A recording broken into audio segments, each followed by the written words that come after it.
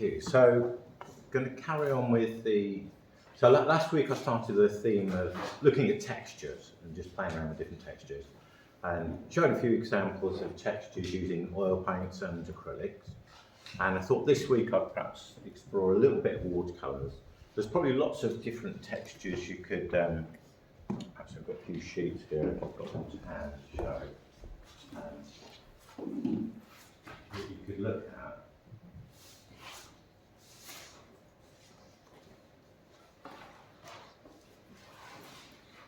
So one or two of these, I've got one or two sheets with watercolours that are sort of textures. So things like sort of scratching into the watercolour while it's still wet. This one's putting salt on there, so you get this sort of granular effect where it sucks out the moisture out of the paint. These are using candle wax, and I've tried a little bit of that down the bottom here. So that's a way of just kind of, it's actually creating a recess so that the paint doesn't go on there, but that sort of can create texture. Same here with waxy crayons, what they're called, pastels, oil pastels. This one is splattering a bit of paint, so that's another one. And that's kind of scratching into the paper itself, so you get these kind of more darker lines. So that's just a couple on those ones. Another one is actually splattering paint with either a toothbrush or an ordinary brush, or flicking paint. So I'll do a little bit of that there in a minute. So that's the some of the ideas for the textile. So I sent the email around just a little bit of information. So with this month, I'm not going to be here the very last week. So it still works out at a 4-week month because there's actually 5 Thursdays in April. But the last week of April, I won't be here. So just to give you a heads up on that. Well, the other thing was I printed a couple of leaflets out about the couple of the painting holiday ideas, which I know a few people are interested in.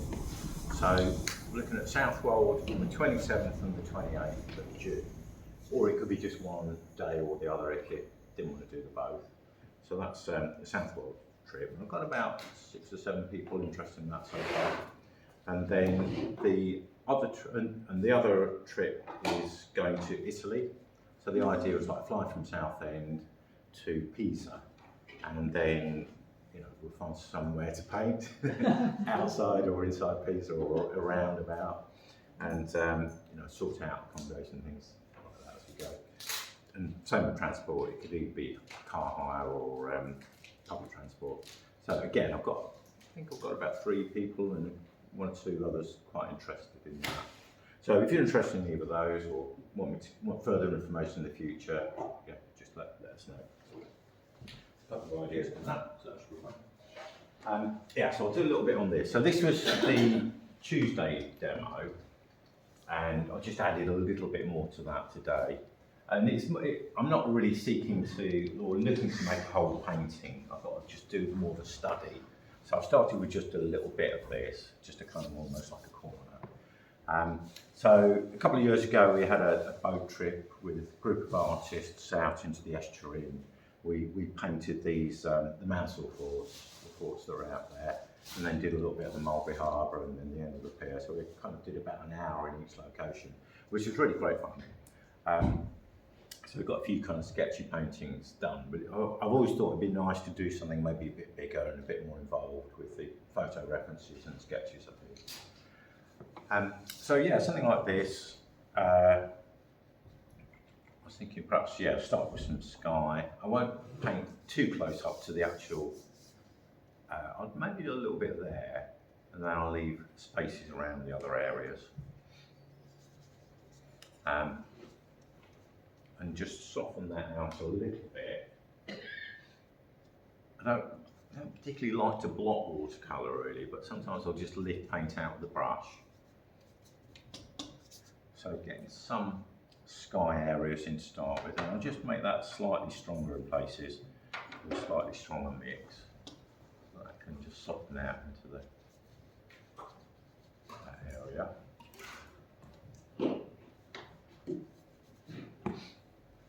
And this area itself, the actual harbour, I thought start with a big kind of wash, quite a pale wash that I could then put some wet paint into. So I'm going to start with a kind of creamy colour and maybe add a little bit of burnt sienna. This one I think I just used the burnt sienna. And the nice thing about doing a few studies is you can just experiment a little bit with the colours in each one and change things a little bit, try different things out. And because they're quick studies, I don't feel quite as precious about them. Looking sort of perfect. So that could be the first wash, and I'll bring that into some of these areas as well a little bit. But I want to keep it quite pale. I don't want it to go too dark too soon. Like that. And then while that's still wet, it'd be quite nice to try perhaps some different textures. Now, it might be an idea to sort of mask this out so that I can try flicking paint. So there is some newspaper here if you want to do that, but just from a time point of view, I won't bother doing that. I've got various things like toothbrushes that can be quite good for flicking paint. So if I get a slightly darker mix of the raw sienna colours, that can be quite nice to sort of add some sort of random textures that might, look like rusty textures. That can be quite nice. The other things that I've experimented on that one that worked quite well was just using palette knives and trying to paint with palette knives, and particularly like the edge of a palette knife. So I've got these lines here, and because that was still wet, all that bled in. Get some nice sharp edges like that. And I'll do the same down here. And the knives give you a different look to what a paintbrush would. It gives you a different sort of feel. Some of these areas that are darker, I'll just get some dark paint. They're actually quite hard to paint with a palette knife in watercolours. You can, this is working while the paint is still damp, but you could wait for that to dry. But you can get some quite interesting textures by putting paint on and then almost like scraping it off.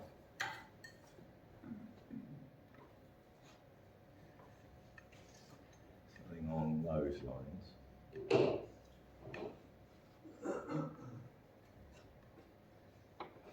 Then this area here, I would want a little bit dark and maybe a bit more solid.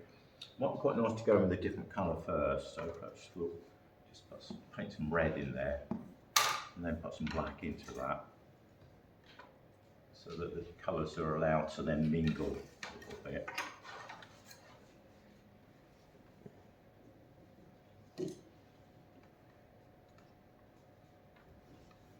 I think with watercolours, I don't necessarily want very solid dark areas.